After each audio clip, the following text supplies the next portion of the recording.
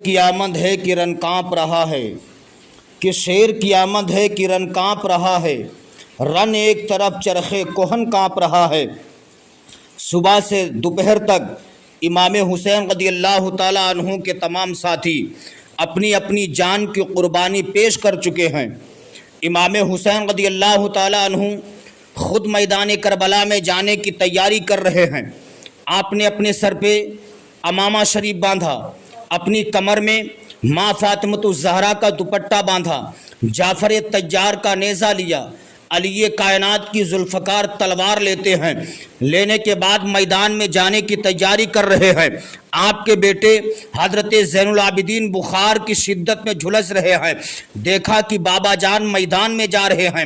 حضرت زین العابدین قریب آتے ہیں، آنے کے بعد کہتے بابا ابھی آپ کا بیٹا زین العابدین زندہ ہے، آپ نہ جائیں، مجھے جانے دیجئے۔ آقا حسین نے فرمایا بیٹا تم سے ہماری نسل چلے گی، مجھے جانے دو۔ امام علی مقام رضی اللہ تعالیٰ عنہ جب میدان میں جانے لگے، گھوڑے پر بیٹھے، گھوڑے کو ایڑ لگائی لیکن گھوڑا آگے نہیں بڑھ رہا۔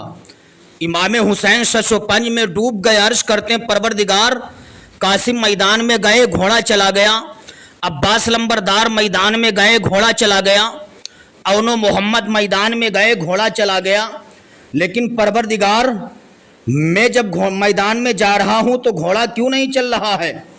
امام علی مقام رضی اللہ تعالیٰ عنہ نے نیچے جھک کے دیکھا، کیا دیکھتے ہیں؟ آپ کی بیٹی سکینہ گھوڑے کی ٹاپوں سے لپٹی ہوئی ہے۔ بیٹی نے گھوڑے کی ٹاپوں کو پکڑ لیا ہے تاکہ گھوڑا آگے نہ بڑھ سکے۔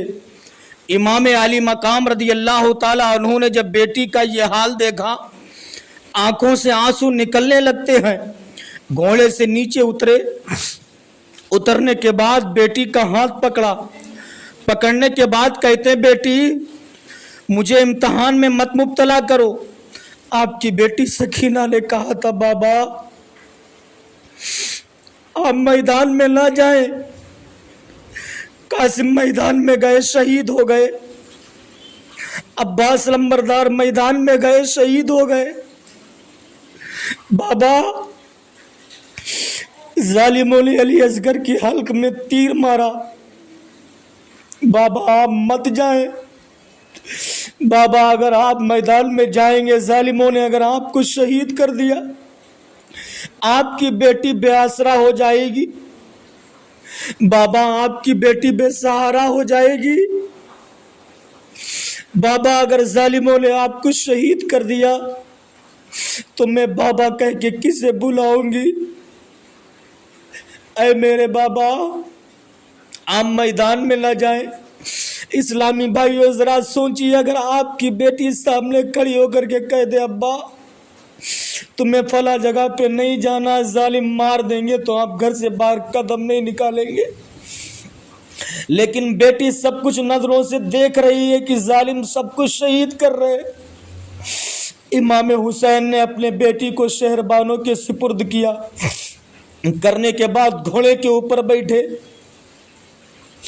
بیٹھنے کے بعد گھوڑا میدان کی طرف پھیرا، آواز آتی حسین پلٹ جاؤ میں موت ہوں، فرمایا میں حسین ہوں، آواز آتی حسین تیرا سینہ پھٹ جائے گا، فرمایا نبی کا دین بچ جائے گا، آواز آتی حسین میں اجل کا تیر ہوں، فرمایا میں نبی کی تصویر ہوں، آواز آتی حسین میرا کام خون بہانا ہے، فرمایا میرا کام دین بچانا ہے، آواز آتی ہے حسین تو پیاسا ہے، فرمایا میرے ہاتھوں میں کوثر کا کاسا ہے، آواز آتی حسین تو اکیلا ہے، فرمایا میرا خدا بھی اکیلا ہے، آواز آتی ہے یہ جان بڑی چیز ہے، یہ جان بچا لو، فرمایا مجھے حکم ہے قرآن بچا لو، شبیر ہوں ابروں پہ نہ بل ڈالوں گا، اس قید علائق کو کچل ڈالوں گا، کیا موت سے ڈر موت کی سختی کیسی، میلی ہے پوشاک بدل ڈالوں گا۔ امام حسین رضی اللہ تعالیٰ عنہ میدان کربلا میں پہنچے، مقابلہ طلب کیا، 20,000 میں سے کسی میں ہمت نہیں ہے، کہ وہ آقا حسین کے مقابلے کے لیے آئے، کسی میں جرت نہیں۔ عمر بن سعد نے کہا خبردار ایک ایک کر کے مقابلے میں نہ جانا، ورنہ یہ تنہا 20,000 کو مار کے رکھ دے گا۔ 8 کوفیوں کو بچا کے رکھا تھا، 8 نامی گرامی پہلوانوں کو بچا کے رکھا تھا۔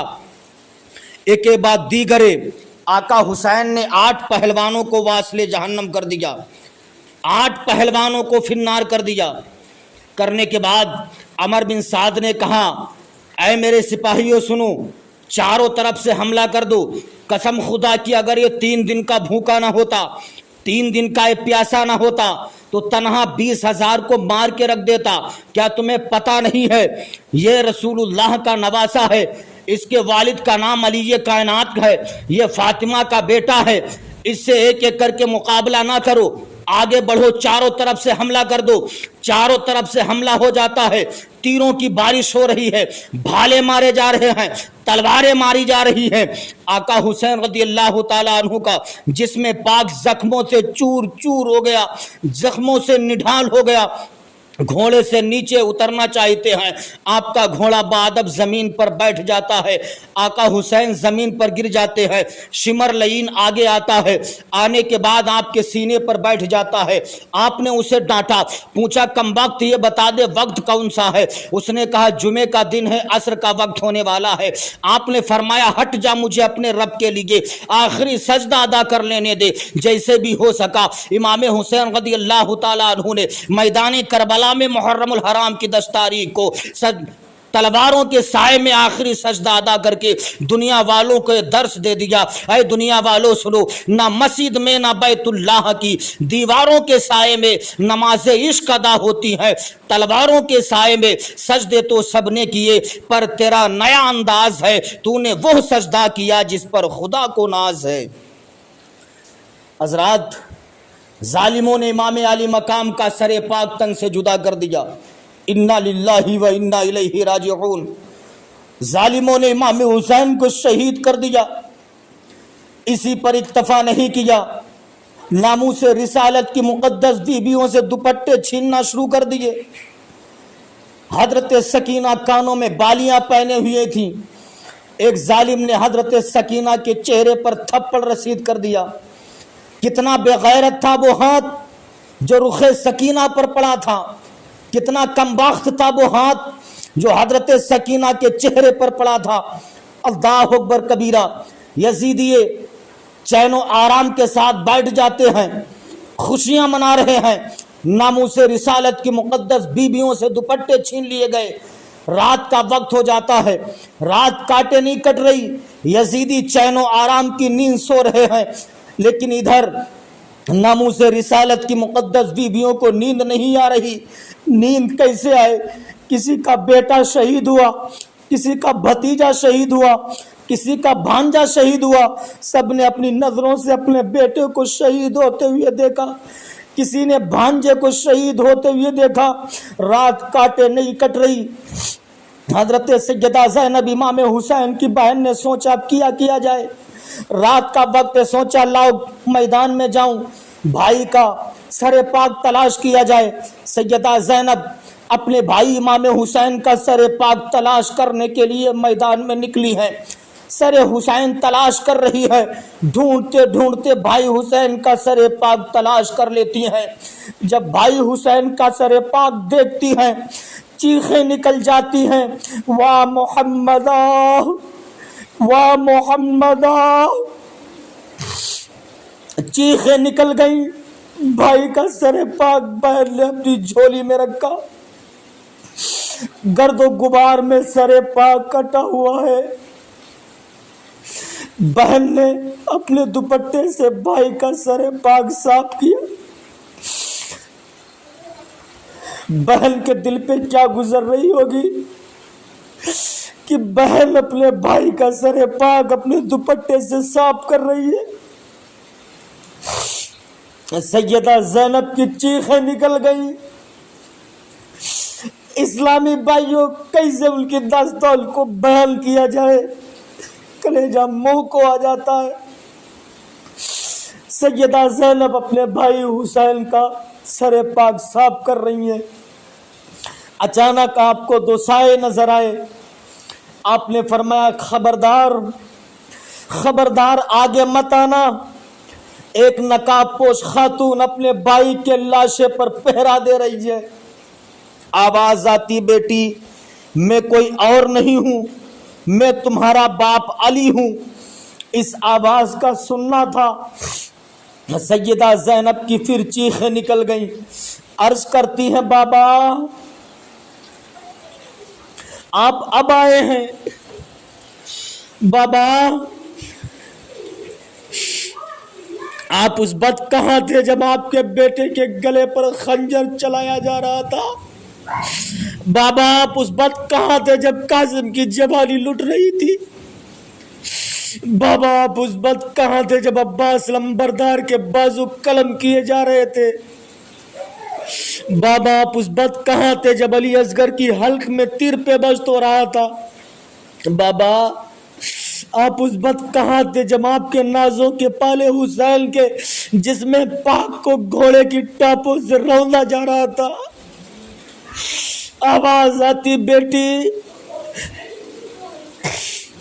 हम सब यही मौजूद थे, तुम्हारे नाना मुस्तफा जैसा चाहते थे मेरे बेटे हुसैन ने वैसा इम्तिहान दे दिया है। अल्लाह अकबर कबीरा। रात काटे नहीं कटी। कत्ले हुसैन असल में मर्गे यजीद है। कत्ले हुसैन असल में मर्गे यजीद है। इस्लाम जिंदा होता है हर करबला के बाद।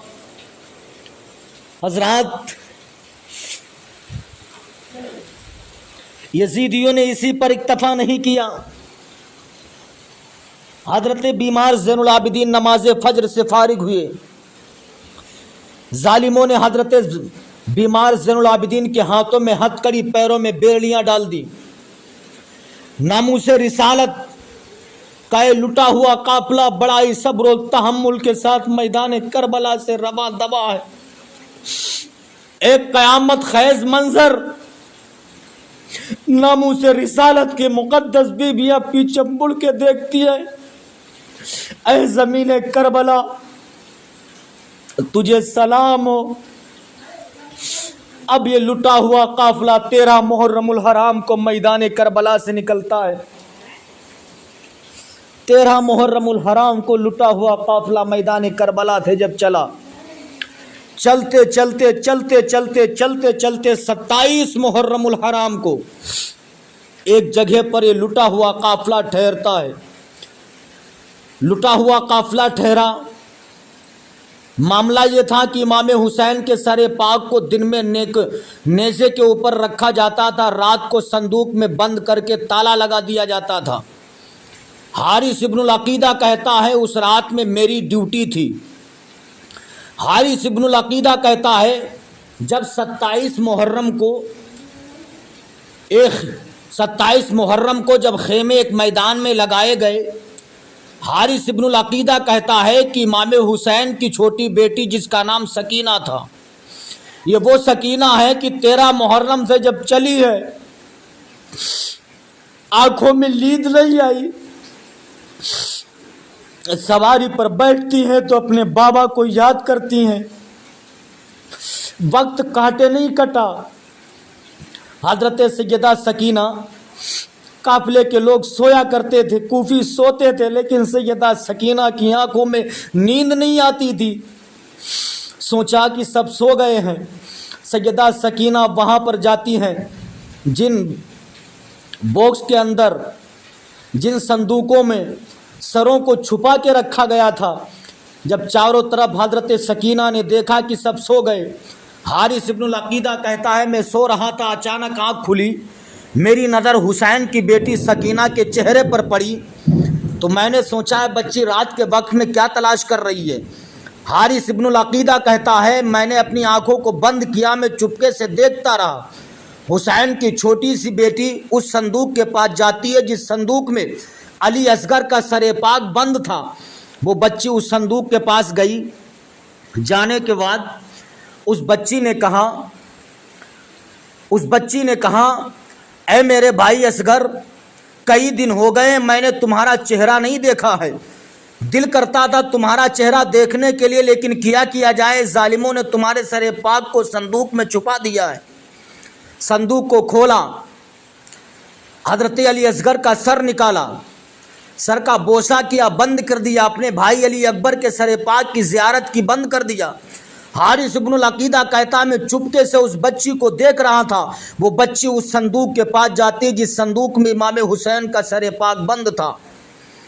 حارث ابن العقیدہ کہتا ہے کہ اس باکس میں تالا لگایا گیا تھا، اس لیے کہ امام حسین کا سر پاک دمشق تک پہنچانا ضروری تھا۔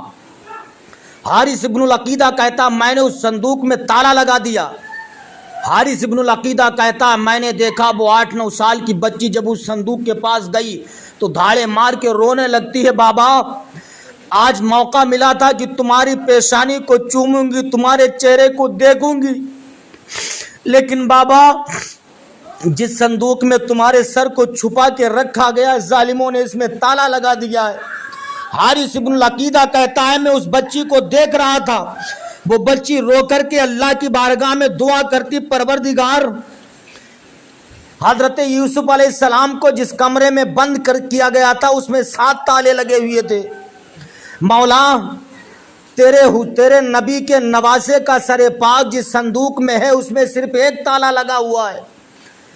حارث ابن العقیدہ کہتا ہے جب اس بچی نے اتنا کہا تو فوراً تالا ٹوٹ کے زمین پر گر گیا، تالا ٹوٹ کے زمین پر گر گیا۔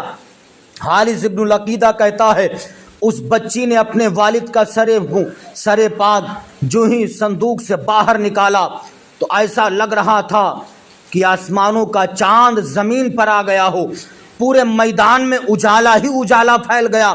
حارث ابن العقیدہ کہتا ہے وہ بچی اپنے باپ کے سر مبارک کو اپنے گود میں رکھتی ہے، پیشانی کو چومتی ہے، چہرے کی زیارت کرتی ہے۔ حضرت سکینہ نے کہا تھا بابا کئی دنوں سے دل کرتا تھا میں آپ کی پیشانی کو چوم لوں، لیکن بابا موقع نہیں ملتا تھا، میں کیسے تمہاری پیشانی کو چوموں؟ بابا آپ جانتے ہیں آپ کی بیٹی سکینہ کتنا پریشان ہے، بابا آپ کی بیٹی سکینہ کا وقت کاٹے نہیں کٹتا ہے۔ حارث ابن العقیدہ کہتا وہ بچی رو رہی تھی، روتی جاتی اپنے باپ کی پیشانی کو چومتی رہتی۔ حارث ابن العقیدہ کہتا فجر کا وقت ہو گیا، اس بچی نے کہا تھا بابا اب فجر کا وقت ہو گیا، مجھے نماز پڑھنا ہے۔ حضرت سیدہ سکینہ نے اپنے والد محترم کا سر پاک اسی صندوق میں رکھا، رکھنے کے بعد نماز فجر پڑھتی ہے۔ اللہ اکبر کبیرہ۔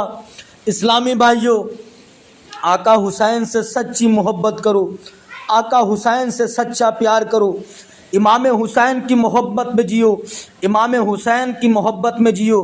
اس لیے کہنے والے نے کہا اس نواسے پہ محمد مصطفیٰ کو ناز ہے، اس نواسے پہ محمد مصطفیٰ کو ناز ہے، اس کی ہمت پہ علی شیر خدا کو ناز